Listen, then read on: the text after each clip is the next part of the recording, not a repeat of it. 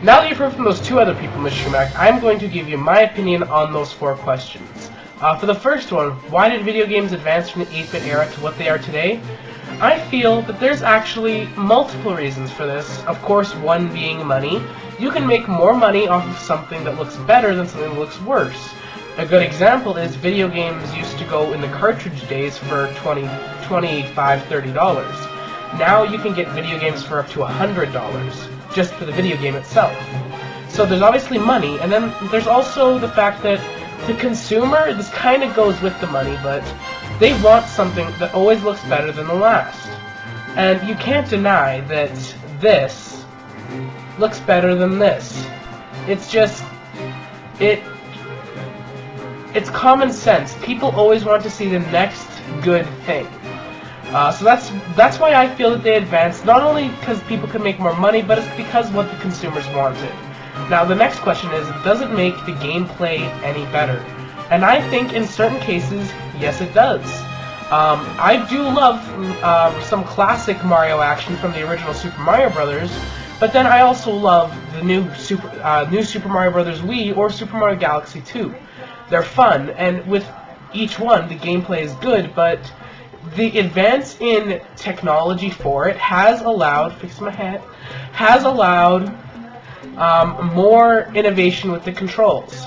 So, obviously more innovation, if done right, will make the experience altogether better. So, like, let's say you can add something like, with Super Mario Galaxy, the gravity stuff, and execute it phenomenally like they did.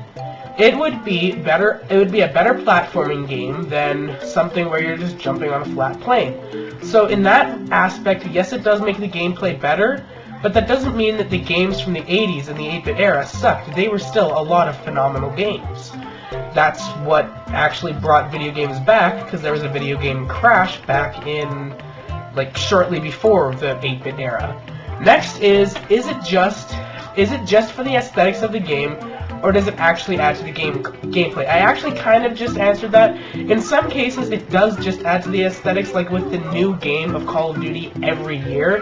Nothing is added to the gameplay, but they typically make it look better. But then, when you look at something like Mario, with every new console, they try to have something new for the gameplay, whether it be gravity or with the new Wii U game, you can actually manipulate the environment on the controller, and it shows up on the TV screen.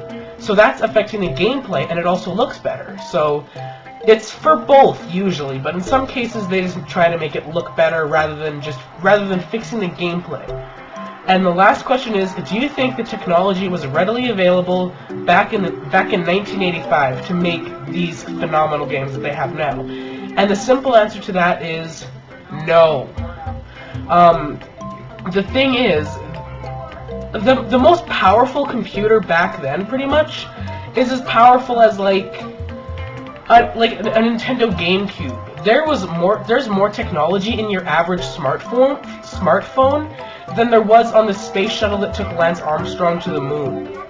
It's ridiculous how much more technology there is now, so no, there wouldn't have been technology back then to make games this appealing. There may have been the knowledge out there, but the technology hadn't yet been developed, considering there's still technology being developed for video game systems to make the games look good. So that, I guess, is the long answer for that, and that is my opinion on why video games advanced from from the 8-bit era to what they are today. Not only because, well, the 3 reasons: it can get the companies more money because people will be willing to spend more on a game that looks better. With some companies like Nintendo, it helps them make their gameplay better by adding new gameplay features.